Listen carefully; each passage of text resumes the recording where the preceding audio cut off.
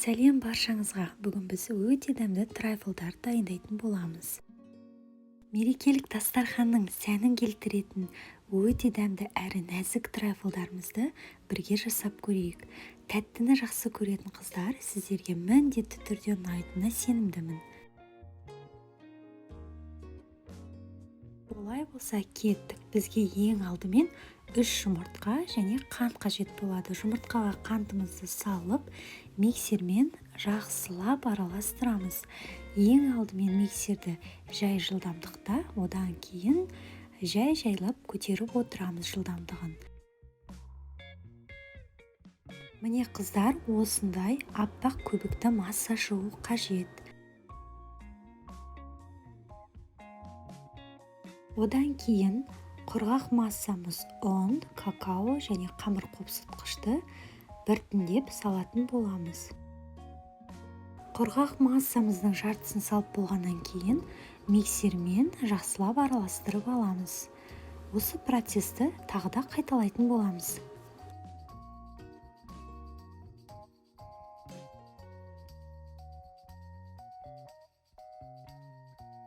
Міне қыздар, бізде осындай шоколадты масса шықты. Осы массамызды пергамент төселген противенге салатын боламыз.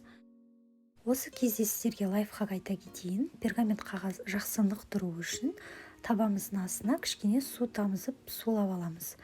Сөйтіп бетіне қағаз төсеген кезде осылай жақсы тұратын болады. Болашақ коржымызды бір тегістетіп жақсылап жайып, 180 градуста 20 минут пісіріп аламыз. Мінекей біздің коржымыз дайын болды. Суығаннан кейін осындай бөліктерге бөлсеңіз болады, немесе қолмен үгітсеңіз де болады. Міне қыздар, сіздерде осындай жұп-жұмсақ корж шығу қажет. Шоколадқа сармайымды салып, микроволновкада ерітіп алдым. Ерігеннен кейін үстіне кішкене сүт қосып, жақсылап сұйылғанша араластырдым. Әрине қыздар, барлық өз қалауларыңызша сүтті қоспасаңыздар да болады, жай шоколадты ерітсеңіздер де болады.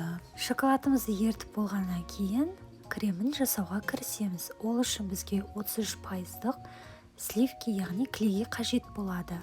Клейгейімізді бір ыдысқа құйып аламыз. Менде Чудское озероның клейгейі.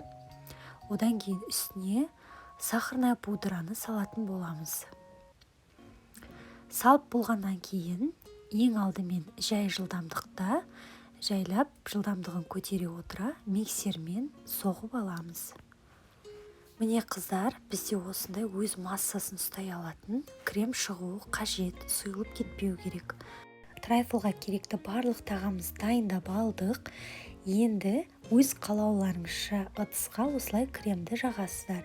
Менде бұл ыдыс мороженыйға арналған. Кремімізді жағып болғаннан кейін бисквитімізді осылай бөліктерге бөліп салсаңыз да болады, және қолмен үгітіп салсаңыз да болады. Қыздар, кішкене сүт тамсаңыздар болады пропиткаға. Бұл біздің коржымыздың құрғақ болмауы үшін қажет болады. Келесі бөлігінде дәл осылай крем жағып, және де корждарымызды орналастыратын боламыз.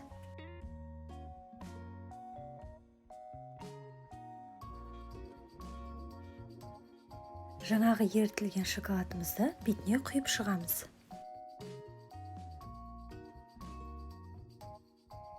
Шоколадты жағып болғаннан кейін бетін өз қалауыңызша әдемілесеңіз болады. Менде жер жаңғақ және одан кейін Орео печеньесін қойдым.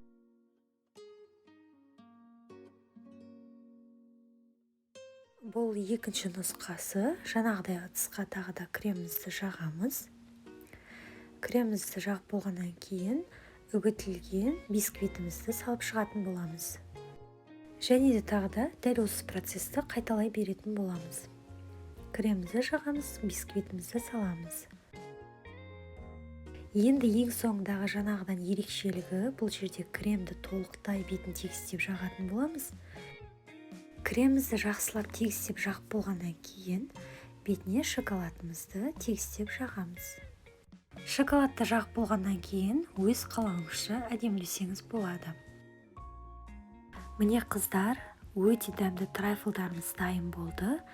Астарыңыз дәмді болсын. Сіздермен бірге болған Айбибі.